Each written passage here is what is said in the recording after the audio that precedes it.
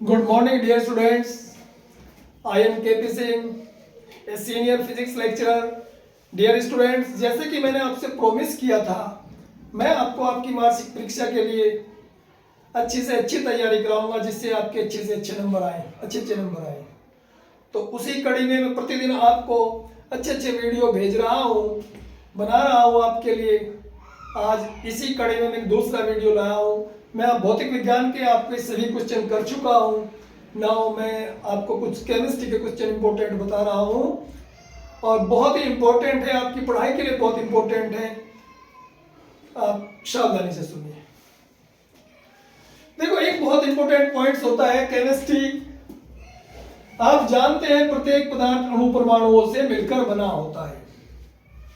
प्रत्येक पदार्थ अणु परमाणुओं से मिलकर बना होता है। परमाणु के 3 मूल कण होते हैं, इलेक्ट्रॉन, प्रोटॉन और न्यूट्रॉन। इसी बात को थोड़ा और आगे बढ़ाते हुए प्रत्येक परमाणु का अपना, जैसे आपका आपकी क्लास में एक रोल नंबर होता है, ठीक उसी प्रकार प्रत्येक पदार्थ का एक अपना परमाणु क्रमांक होता है। तो ये पॉइंट्स बहुत जरूरी है। अगर आप किसी भी तत्व का परमाणु क्रमांक नहीं जानते, उसके बारे में कुछ नहीं जानते, और एक होशियार बुद्धिमान बच्चा उसके परमाणु क्रमांक से ही सब कुछ ज्ञात कर लेता है। जैसे एक टीचर किसी बच्चे के क्रमांक से, रोल नंबर से पहचान लेता है ये वो बच्चा है, उस बच्चे की ये विशेषता है, तो ठीक उसी प्रकार एक अच्छा स्टूडेंट किसी तत्व के परमाणु क्रमांक से उसके गुणों के बारे में सब कुछ जान लेता है। तो हम शुरू करते हैं वीडियो अपना। परमाणु क्रमांक,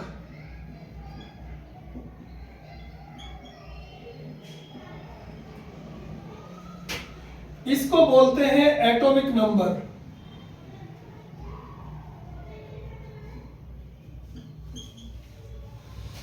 किसी परमाणु की नाभिक में उपस्थित प्रोटॉनों की संख्या को उस तत्व का परमाणु क्रमांक कहते हैं। देखो, आप जानते हैं इलेक्ट्रॉन, प्रोटॉन, न्यूट्रॉन 3 परमाणु के मूल कण हैं।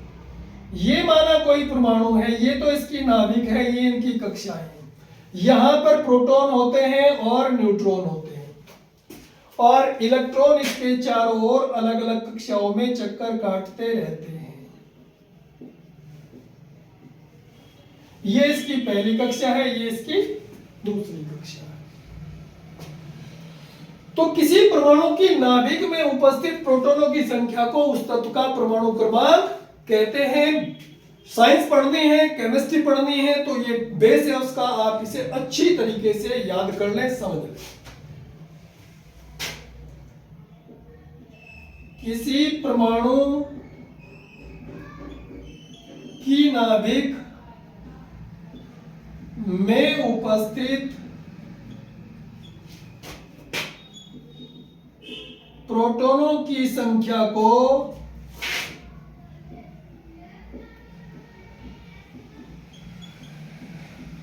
उस तत्व का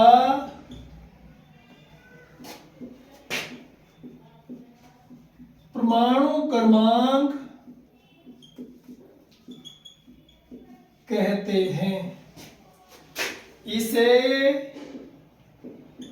Z से प्रदर्शित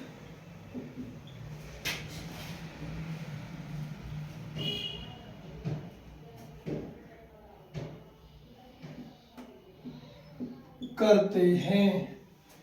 परमाणु क्रमांक बराबर, देखो मैंने कहा परमाणु की नाभिक में उपस्थित प्रोटॉनों की संख्या को, इसका मतलब है परमाणु क्रमांक बराबर प्रोटॉनों की संख्या बराबर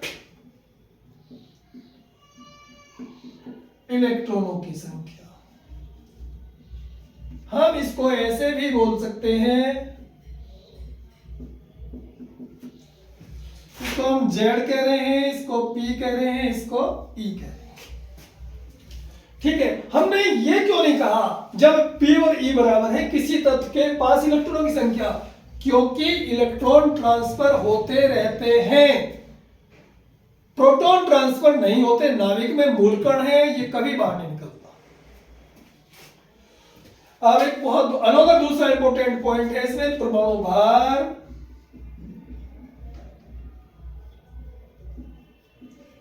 इसको बोलते हैं एटॉमिक वेट या एटॉमिक नंबर। एटॉमिक नंबर तो हो चुका, एटॉमिक वेट, एटॉमिक मास।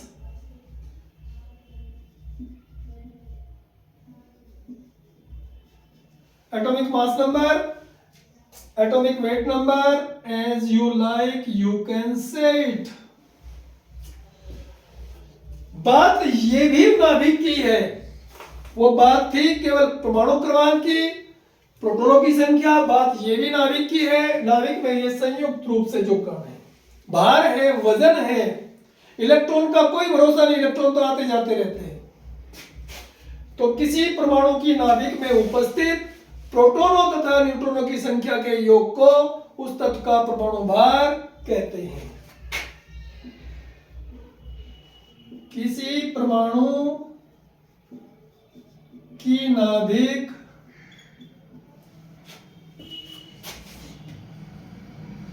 में उपस्थित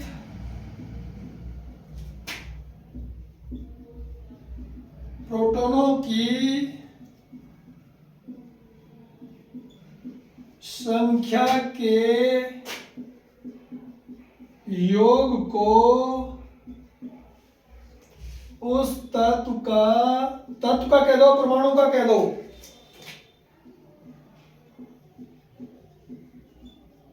परमाणु भार या द्रव्यमान संख्या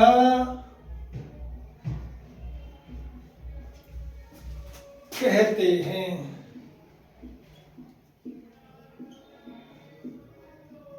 इसे ए से प्रदर्शित करते हैं। परमाणु भार बराबर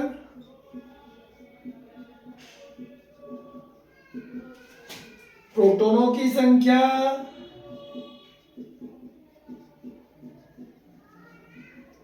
प्लस न्यूट्रॉनों की संख्या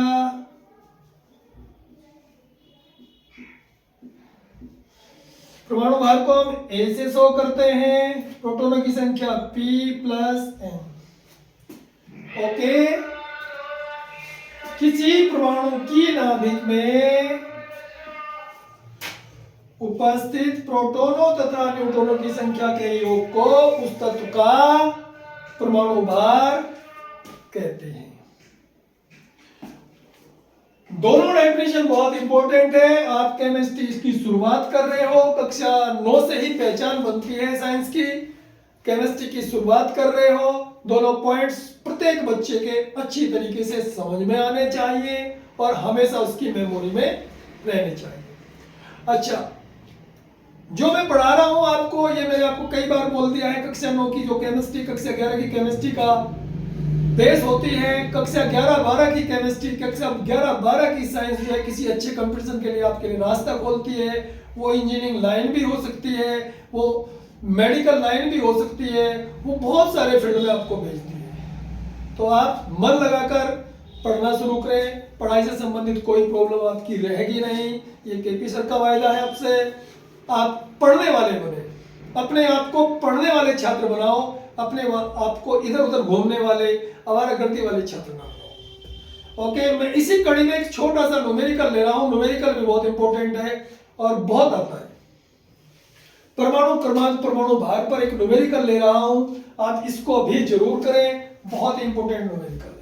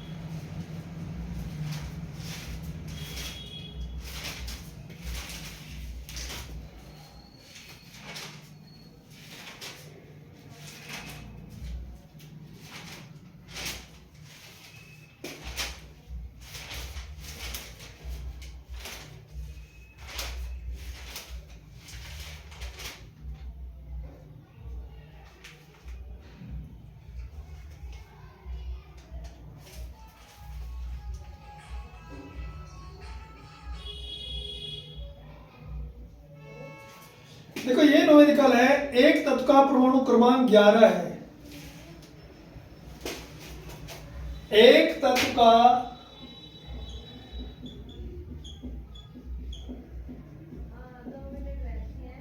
परमाणु क्रमांक 11 है।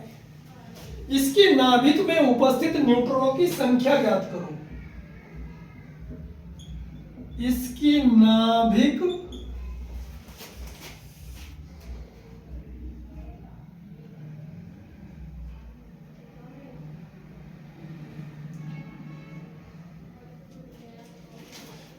नाभिक में उपस्थित प्रोटॉनों की संख्या ज्ञात करो, जबकि इसका परमाणु भार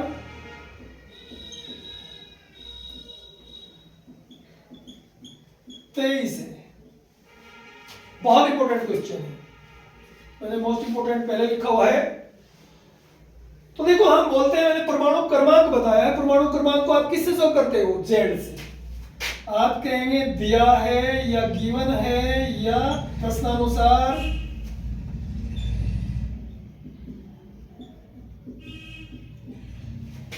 परमाणु क्रमांक जेड बराबर 11। और नाभिक में प्रोटॉनों की नाभिक, इसका जो परमाणु भार है ए बराबर 23। तो देखो ये सूत्र बोला था मैंने, परमाणु क्रमांक जेड बराबर पी बराबर ई। आप लिखोगे हम जानते हैं परमाणु क्रमांक जेड बराबर पी बराबर ई।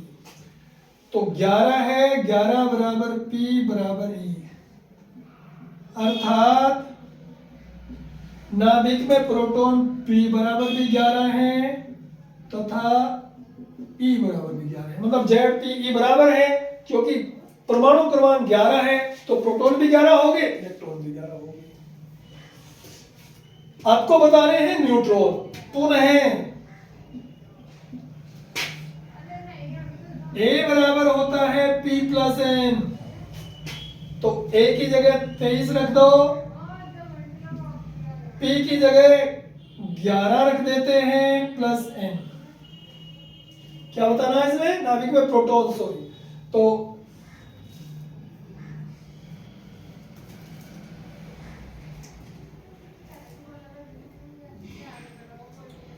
नाभिक में प्रोटॉन बताने हैं, तो इसमें तो कुछ भी यहां तक भी आने की आवश्यकता नहीं थी। तो ये तो इसी से क्लियर हो गया, क्योंकि जेड बराबर पी बराबर ई, तो नाभिक में प्रोटॉन भी उतने ही होंगे, 11। That's all. तो डियर स्टूडेंट्स, आशा है ये वीडियो आपको पसंद आएगा। वीडियो पसंद आए तो इसको लाइक करो, अपने सभी फ्रेंड्स में किसी भी स्कूल का हो जो पढ़ने वाला बच्चा है उसके लिए इसे शेयर करो, चैनल को सब्सक्राइब कराओ, ज़्यादा से ज़्यादा सब्सक्राइब कराओ, जिससे हम पढ़ाई से संबंधित सभी विषयों की जो प्रॉब्लम है आपकी सोल्व करें। अपने चैनल को अच्छा से इसकी ग्रो कराओ, जो है इसे मजबूत बनाओ। आपकी पढ़ाई से संबंधित कोई भी प्रॉब्लम अधूरी नहीं रहेगी। आई प्रॉमिस यू, मैं ये आपसे वायदा करता हूँ, आपकी पढ़ाई को बेकार नहीं जाने दूंगा, आपके सपने पूरे कराने में अपना सब कुछ न्यौछावर कर दूंगा। आई होप आप मुझे विश्वास से जो है मतलब सपोर्ट करोगे, फॉलो करोगे और अपने चैनल को मजबूत बनाओगे। Okay, I will meet you for the next video tomorrow. Until then take care of you. Till then bye bye.